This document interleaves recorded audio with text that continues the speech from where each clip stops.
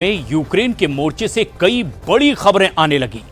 Putin ने अपना युद्ध वाला गियर अचानक ही बदल दिया है और जब से अमेरिका ने नए हथियार देने का फंड जारी किया है, इस युद्ध में यूक्रेन पर कई टुकड़े किए जाने का खतरा मंडराने लगा है। पुतिन का अब नया टारगेट खार्किव शहर है और अब पुतिन अगला फैसला पूरी दुनिया को चौंका सकते हैं।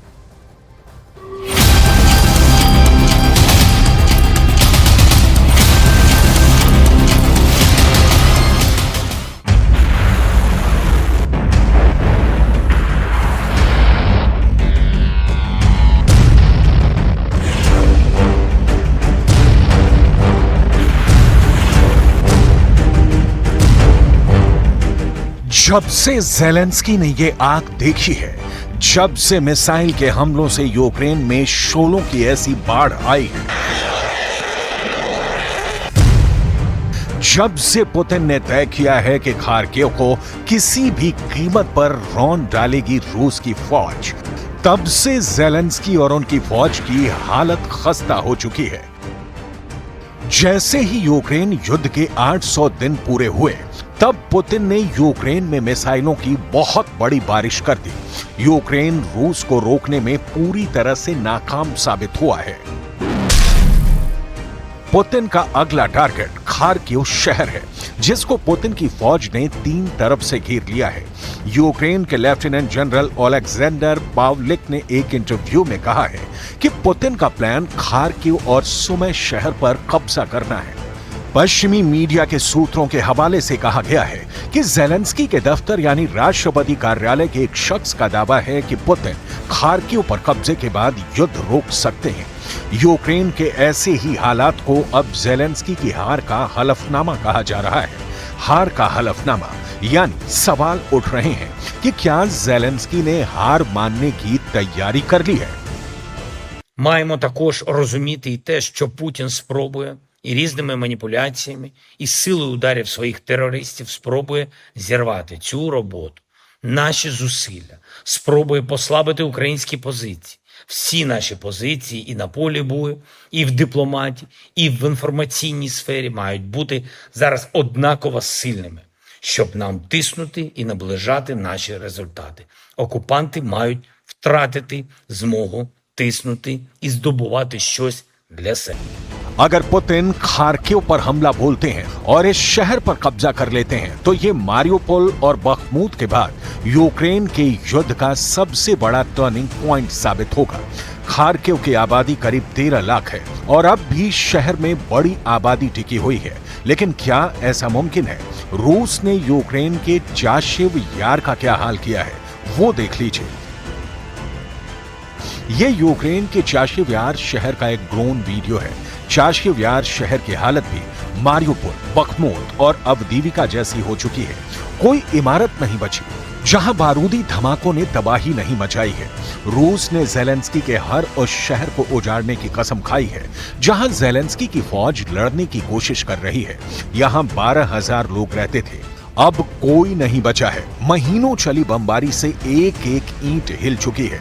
इस ड्रोन वीडियो को देखकर ज़ेलेंस्की का पैनिक लेवल टॉप पर पहुंच चुका है। इस पैनिक मीटर की सुई यूक्रेन के ढह जाने का सिग्नल दे रही है। पुतिन के डिफेंस मिनिस्टर सर्गेई शोइगु ने नया ऐलान किया है। दावा है कि 2024 में ही रूस ने यूक्रेन की 547 वर्ग किलोमीटर जमीन पर कब्जा कर लिया है और अब यूक्रेन की फौज को और पीछे धकेलने की लड़ाई जारी है। Соединенные Штаты Америки и их союзники требуют от Украины не допустить развала обороны и любой ценой сдерживать наступление российских войск. В результате ежесуточные потери противника в апреле возросли до 1000 военнослужащих.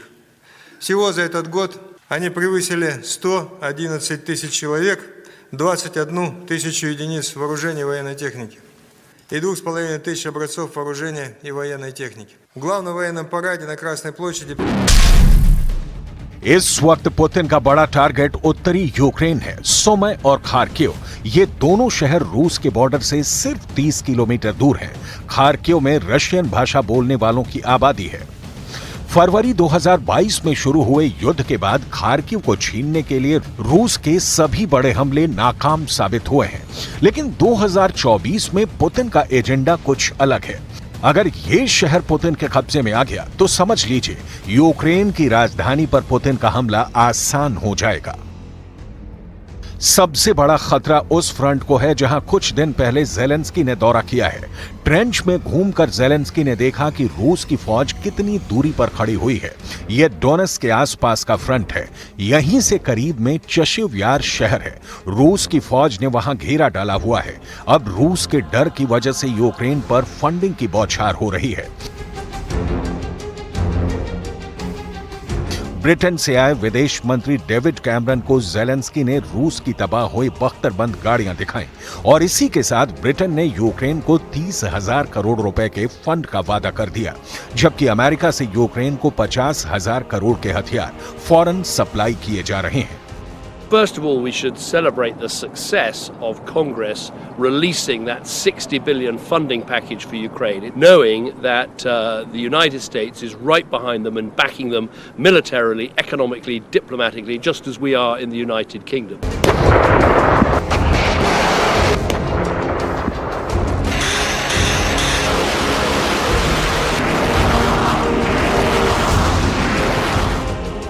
मई के महीने में यूक्रेन के और टुकड़े ना हों, इसके लिए व्हाइट हाउस की तरफ से बड़ा ऐलान किया गया है। इसमें $6 बिलियन के वो हथियार हैं जो रूस के हमलों पर ब्रेक लगा सकते हैं।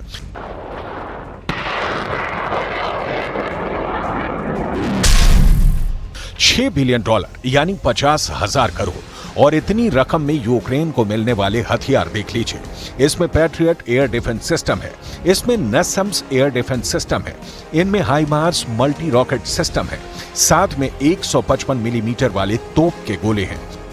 सवाल है कि ये हथियार कब तक रूस को रोके रहेंगे, कब तक नाटो व्लादिमीर पुतिन के इरादों को कमजोर करता रहेगा, जबकि अब तक वो पूरी तरह फेल साबित हुआ है। नाटो के चीफ कीव आकर ज़ेलेंस्की से मिल चुके हैं, बड़े बड़े वादे कर चुके हैं, लेकिन यूक्रेन का युद्ध बताता है कि यह पूरी तरह पुतिन के कंट्रोल में है।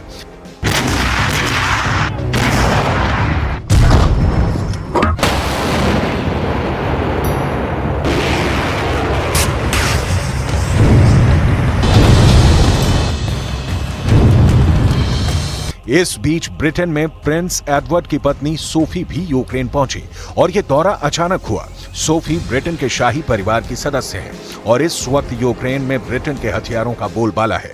सोफी की मुलाकात ज़ेलेंस्की से भी हुई और उनकी पत्नी ओलेना ज़ेलेंस्का से भी हुई।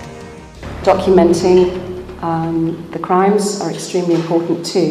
So this is where it's really I was very pleased to see what the work has taken place here, and it is very much still in the early stages. But it's wonderful, and I'm pleased that the British government is supporting this humanitarian effort because it is really important further down the line. इस video में आप Zelensky का महल भी देख सकते हैं। इस युद्ध की सबसे खास बात यही है कि ज़ेलेंस्की का महल यानी यूक्रेन का राष्ट्रपति भवन अब तक महफूज है।